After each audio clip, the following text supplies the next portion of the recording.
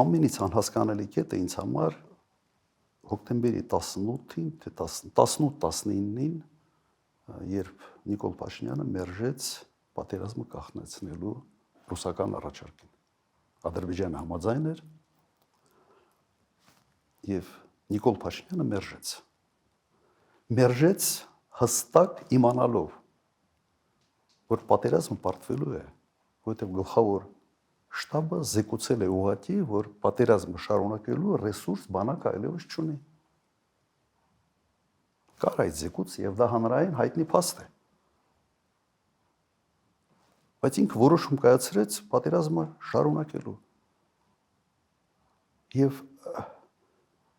բացատրությունը հետեւյալն է։ Իր բացատրությունը այդպիսի որոշում եմ կայացրել, որ ինձ չասեն, որ ես դավաճան եմ։ Եվ այդ որոշումը մեր ժողովրդի վրա նստել է առնվազն 2.500 լրացուցիչ զոհով եւ առնվազն 5-ից 6000 վիրավորներով։ Սա առաջնորդի քայլ է։